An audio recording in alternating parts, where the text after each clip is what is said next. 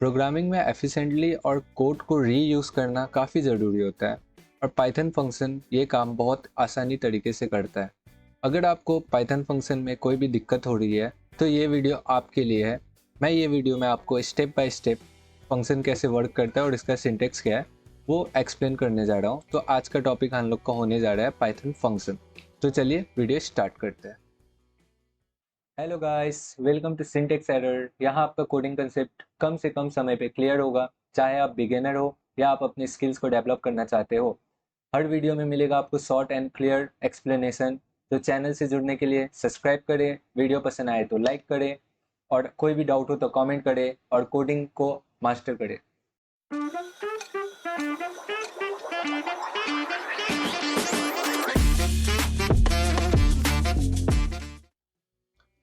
तो Python function में सबसे पहले हम लोग समझते हैं ये फंक्शन है क्या। तो व्हाट इज अ फंक्शन? आपको दिमाग में क्या आता है फंक्शन? मैं एक लाइन में आपको एक्सप्लेन करूंगा। A function is a block of reusable code. इसका मतलब ये हो रहा है, एक हम लोग ब्लॉक ऑफ कोड लिखते हैं जिसको हम लोग बार बार यूज कर सकते हैं। तो ये कोड कैसे लिखते हैं, इसका सिंटेक्स देखते हैं।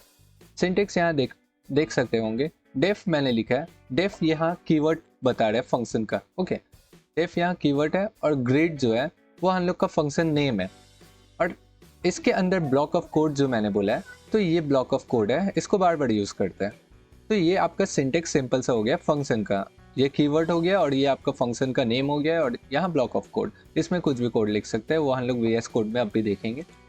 अब मेनली सेकेंड सवाल आता है, ये हम लोग को हम लोग क्यों यूज करते हैं इसको, वाई यूज इट। तो ये फर्स्ट में क्या करता है हम लोग का सेव टाइम।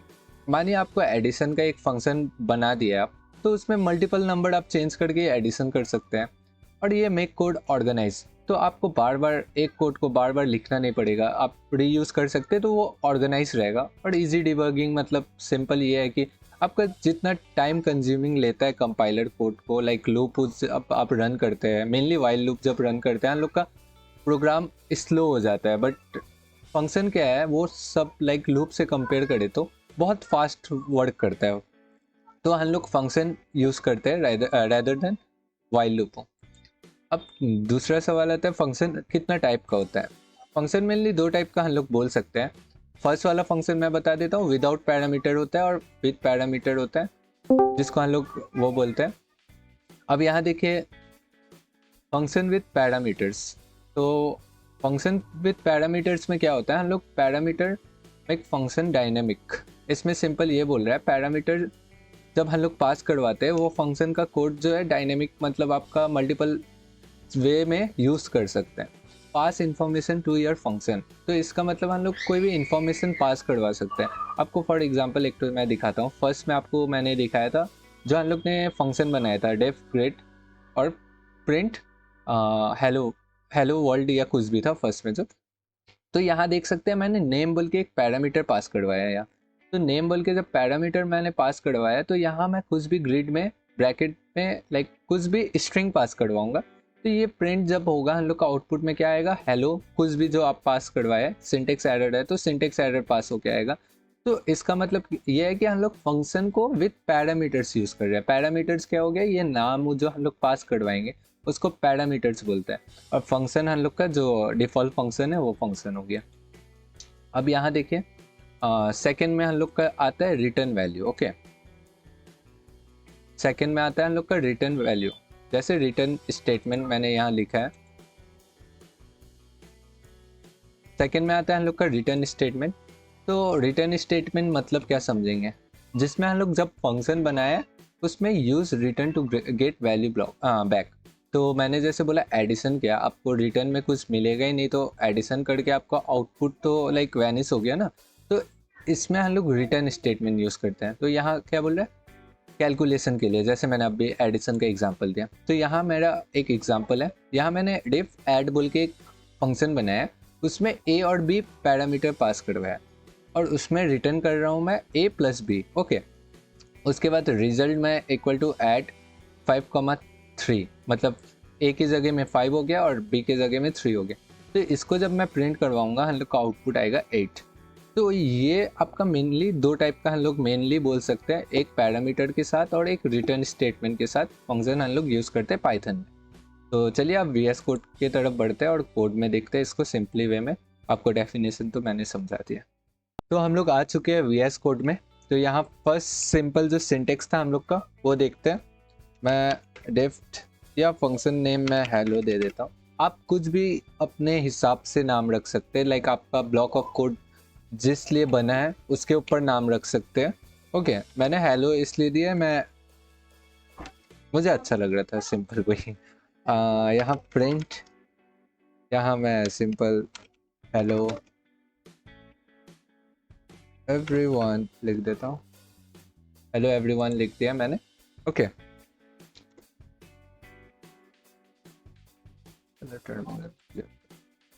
हेलो एवरीवन लिख दिया है मैंने। अब मैं रन करता हूँ कोड को।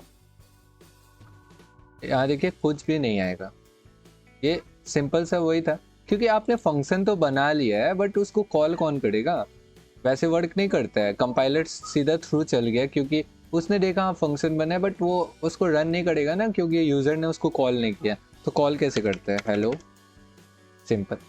इससे क्या होगा, आपका जब भी कोड रन होगा तो लाइन बाय लाइन आता है, बट हम लोग का कोड यहाँ से स्टार्ट होगा। ये फर्स्ट में कंपाइलर यहाँ नहीं जाएगा। जब यहाँ आएगा कोड, हम लोग का देखेगा कोड हेलो कॉल किया है फंक्शन को, तो ये कंपाइलर फिर ऊपर लाइन में जाएगा, ऊपर लाइन में फिर ये ब्लॉक ऑफ कोड में जाएगा। उसके बाद जो ब्लॉक ऑफ कोड में कोड लिखा होगा तब वो रन होगा। तो हम लोग का फंक्शन ऐसे वर्क करता है। अब देखिए यहाँ हेलो एवरीवन आ गया।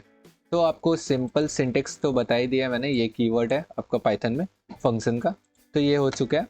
अब देखिए मैं इसमें मेन जो दो टॉपिक था, एक रिटर्न वैल्यू और एक पैरामीटर पास करवाना।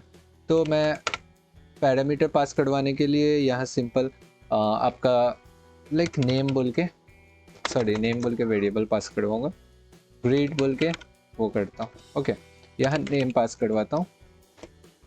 अब यहाँ प्रिंट यहाँ याद रखिएगा, आप जब पैरामीटर पास करवा रहे हैं और आपको कुछ स्ट्रिंग के साथ उसको जोड़ना है, जो कि हम लोग एफ स्ट्रिंग में पढ़ ही चुके हैं। आपको नहीं पता है तो मैं आई बटन में उसका लिंक दे दूंगा, वो वीडियो में आपको एफ स्ट्रिंग किस लिए यूज़ होता है और कहाँ यूज़ करते हैं उसमें डिटेल आपको समझ आ जाएगा। यहाँ हम लोग एफ स्ट्रिंग यूज़ कर रहे हैं, तो यहाँ वेलकम कर्ली ब्रेसेस नेम। तो ये हो गया हम लोग का। अब यहाँ सिंपल वही फंक्शन कॉल करेंगे पहले, ग्रेट। अब यहाँ नेम में मैं पास करवाऊंगा स्ट्रिंग सिंटेक्स एरर। ओके, तो यहाँ क्या हुआ, हम लोग का कोड यहाँ से स्टार्ट होगा। तो यहाँ देखिएगा ग्रीट बोल के फंक्शन कॉल है, उसके साथ पैरामीटर पास हो रहा है सिंटेक्स एरर, तो फिर यहाँ कोड में जाएगा। तो यहाँ नेम में नेम जहाँ जहाँ है वहाँ सिंटेक्स एरर से वो रिप्लेस कर देगा। तो ये जब वेलकम, यहाँ नेम जो है वो रिप्लेस हो जाएगा सिंटेक्स एरर से। तो हम लोग का कोड क्या दिखेगा, वेलकम सिंटेक्स एरर, राइट। तो ये पैरामीटर ऐसे वर्क करता है। इवन आप नंबर भी पास करवा सकते हैं। 33 मैं देता हूँ, तो यहाँ देखिए वेलकम 33। तो कुछ भी आप पैरामीटर पास करवा सकते हैं, क्योंकि पाइथन में ऑटोमेटिकली वो डिटेक्ट कर लेता है या डिक्लेयर कर देता है इंट है या फ्लोट है।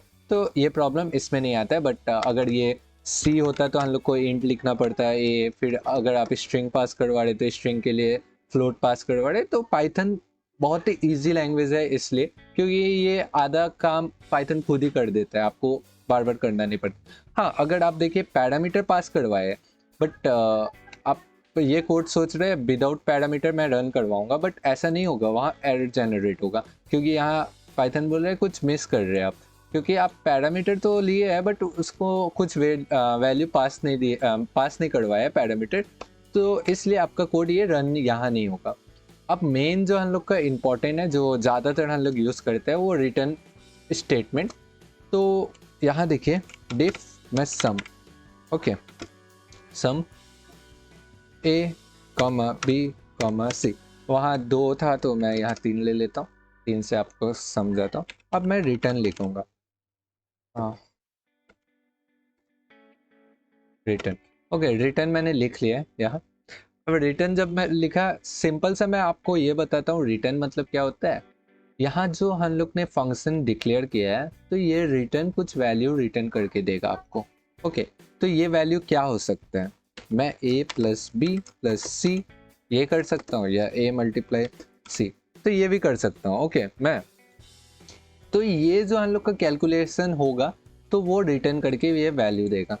तो यहाँ देख लेते हैं। अब मैं सम बोल के वो बुलाया हूँ, a के जगह में मैं पास करवा रहा हूँ 2, b के जगह में 3 और 10। तो हम लोग का आंसर क्या होगा?